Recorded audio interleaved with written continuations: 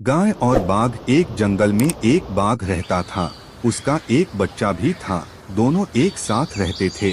बाघ दिन में शिकार करने जंगल में चला जाता था, पर बच्चा अपनी मांद के आसपास ही रहता था। उस जंगल में एक गाय भी रहती थी।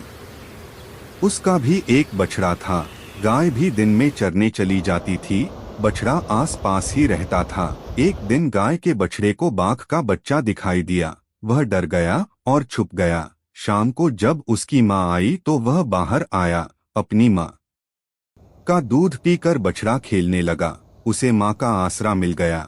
अगले दिन फिर से गाय और बाघ जंगल की ओर चले गए। दोनों के बच्चे अपनी अपनी जगह खेलने लगे। बाघ के बच्चे की नजर गाय के बछड़े पर पड़ गई। वह उसकी ओर दोस्ती के लिए बढ़ा। गाय का बछड़ा पहले तो डर गया, पर बाघ के बच्चे के कहने पर वह रुक गया। बाघ के बच्चे ने गाय के बछड़े को कहा कि हम दोस्ती कर लेते हैं।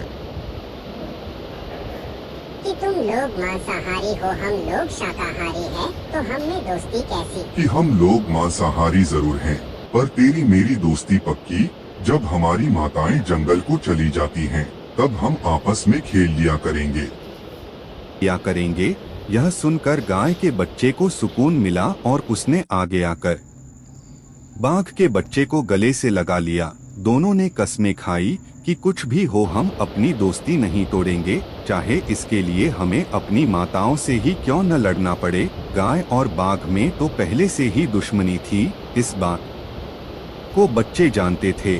गाय रोज अपने बछड़े के लिए दूध निकाल कर रख जाती थी। एक दिन गाय ने अपने बछड़े से कहा कि जिस दिन कभी मेरे इस दूध का रंग लाल हो गया, उस दिन समझना कि तुम्हारी माँ को किसी बाघ ने खा लिया है। गाय के बच्चे ने अपनी माँ से कहा ऐसा कभी नहीं होगा। अगले दिन वह कुछ उदास जैसा था, तो बाघ के बच्चे ने उससे कारण पूछा तो गाय के बछड़े ने अपनी माँ द्वारा कहे शब्द उसको बता दिए। बाघ के बच्चे ने कहा ऐसा कभी भी नहीं होगा, और दोनों खेलने लग गए। एक दिन बाघ की नजर गाय पर पड़ गई और उसने गाय को मारने की सोच ली। गाय रोज उससे बचकर निकल जाती थी। एक दिन बाघ गाय के रास्ते को घेर कर बैठ गया और जब गाय नजदीक आई तो उस पर हमला बोल दिया। बाघ ने गाय को मार कर खा लिया। उधर जब गाय का बछड़ा दूध पीने को गया तो उसने देखा कि दूध लाल हो गया है, तो वह समझ गया कि बाघ ने मेरी माँ को मार दिया है। वह बाघ के बच्चे के पास गया और उसे सारी बात बताई। उसकी माँ ने आज मेरी माँ को मार दिया है, क्योंकि दूध का रंग लाल हो गया है। अगर मेरी माँ ने तेरी माँ को मारा होगा तो मेरी माँ भी जिंदा नहीं बचेगी।